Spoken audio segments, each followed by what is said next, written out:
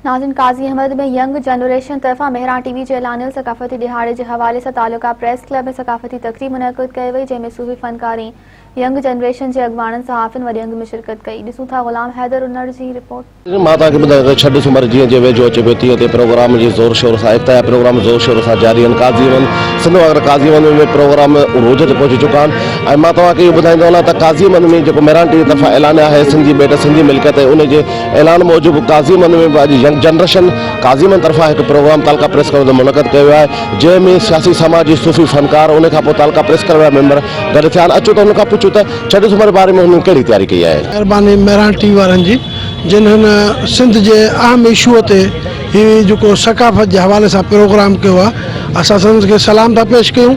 ऐं हीउ सिंध जो सकाफ़ती ॾियारो 6 डिसंबर जेको आहे सभिनी चैनल जेको गॾिजी मल्हायो आहे। असांखे उमेदु आहे त पूरी सिंध बि पंहिंजे हक़नि ऐं बेटनि लाइ ईअं गॾिजी निकिरे त इनशाला असां खां हीअ धारिया पंहिंजूं धरतियूं कोन खसे सघंदा। असां हींअर बि हिन पंहिंजे ईद जे ॾिहाड़े ते मां इन्हनि चैनलनि जे तव्हांजे तसलसल सां सिंध जे जेके चूंडियल नुमाइंदनि खे बि इहो अर्ज़ु था कयूं त ख़ुदा रा पंहिंजूं बंदियूं ऐं वनियूं न आहिनि छॾिबियूं ऐं कुझु उथो पंहिंजे सिंध जे बेटनि ते जेके धारिया कब्ज़ो पिया कनि ऐं खपाइनि पिया, तव्हां उन्हनि जी वारसी कयो। असां ही सिंध पूरी सिंध तव्हां सां गॾु आहे ऐं असां मरण घड़ीअ ताईं पंहिंजा जेके वसीला आहिनि ऐं असांजूं जेके धरती जा जेके बेट आहिनि कंहिंखे बि खपाइण जी इजाज़त कोन ॾींदासीं जॾहिं असांजे लाशनि जे मथां गुज़री ऐं भले पोइ बेटनि ते कब्ज़ो कनि। तरफ़ां ई जेको ऐलान कयो आहे हिकु सिंध हिकु सकाफ़त ऐं बेटनि जी मालिकी जे हवाले सां ऐं तमामु बहितरीनु सिंधी मीडिया कमु करे रही आहे ऐं असां भरपूर नमूने सां 6 डिसंबर एकता जो ॾियारो मल्हाईंदासीं ऐं जेके बि सिंध जा बेट ऐं सिंध जा इदारा आहिनि उहे सिंध जी मिल्कियत आहिनि ऐं उहे सिंध जी मिल्कियत ई रहंदी। जी और दोस्त मिठा दिलदार आलम सभु आबाद कंदो। मेहरान टीवीअ जे सॾ ते यंग जनरेशन तालका काज़ीअमन जे तालका प्रेस क्लब काज़ीअमन ते जेको हीउ ॾियारो मल्हायो पियो वञे, मां हिननि खे जस ॾींदुसि ऐं मुराई साहिब खे जेको हीउ प्रोग्राम जेको कयो पियो वञे ॾाढी ख़ुशी आहे। अॼु चहिरा बि कंबा इंशाअल्लाह ऐं 6 सितंबर ते बस गॾु हूंदासीं। असां निहायती शुक्रगुज़ार आहियूं मेहरान टीवी वारनि जा ऐं सिंधी मीडिया जा, जिन असांखे हीउ सकाफ़ती ईद 6 डिसंबर जो एकता जेको ॾियारो आहे उहो रखियो आहे ऐं इंशाअल्लाह इहो ॾियारो असां जेको भरपूर नमूने सां मल्हाईंदासीं।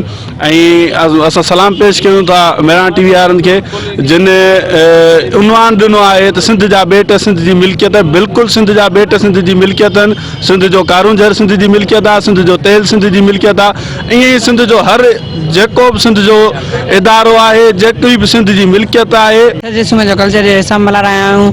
असां तमामु घणा थोरा मेहरान टीवी आहे जिन असां प्रोग्राम अरेंज कयो।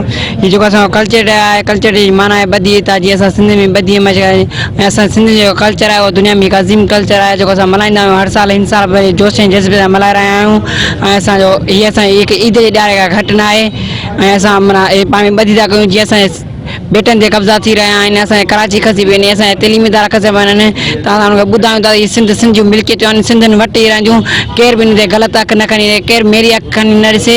जीअं असांजो कल्चर आहे, असां पंहिंजे कल्चर ते क़ाइमु आहियूं ऐं असां पंहिंजा बेट पंहिंजूं कराची ऐं पंहिंजी तइलीम हुननि खां कॾहिं न ॾींदासीं। असां तइलीम जे हवाले सां हर तरह जागृत आहियूं, सुजाग आहियूं।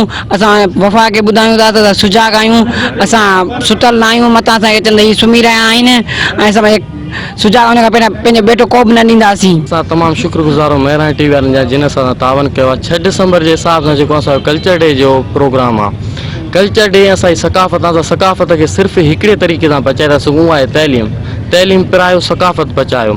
ऐं असां हर साल वांगुरु हिन साल बि डिसंबर जे महीने पंहिंजे कल्चर डे खे मल्हाईंदासीं ऐं धूमधाम सां मल्हाईंदासीं। यंग जनरेशन तरफ़ां जी एकता जो साहब तालका प्रेस क्लब ते रखियो वियो आहे हिकिड़ो तकरीबन, जे ते असां 6 डिसंबर ते असांजो ॾियारो जेको हूंदो आहे क़ौमी ॾियारो हूंदो आहे, असां तमामु ख़ुशी सां मल्हाईंदा आहियूं। टोपी अजरक पाए पटका पाए रोड में ईंदा आहियूं, रक़्स कंदा आहियूं ऐं हुन खां बहितर असांजो हीउ ॾियारो असां तमामु ख़ुशी थींदी आहे घणी। जे हवाले सां असांजो काज़ीअमन जे मुख़्तलिफ़ तंज़ीमनि जूं तयारियूं उरूज ते आहिनि ऐं असां पाण भरपूर नमूने सां 6 डिसंबर जो ॾींहुं मल्हाईंदासीं। असां सिंधी मीडिया मेहरान टीवी ऐं सभिनि खे जस ॾियूं था जेके सिंध जे बेटनि जे हवाले सां अहम किरदारु अदा करे रहियूं आहिनि।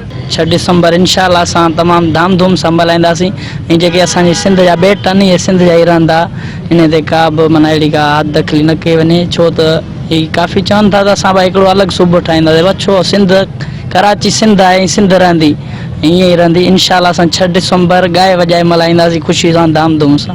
असांखे तमामु बहितरीनु ख़ुशी आहे हिन ॾियारे 6 डिसंबर के इंशाल्लाह ईद जीअं मल्हाईंदासीं ऐं तमामु बहितरीनु गीत तव्हांखे ॿुधाईंदासीं सिंधी सकाफ़त जे तरफ़ां। ऐं कराची सिंध आहे, सिंध रहंदी।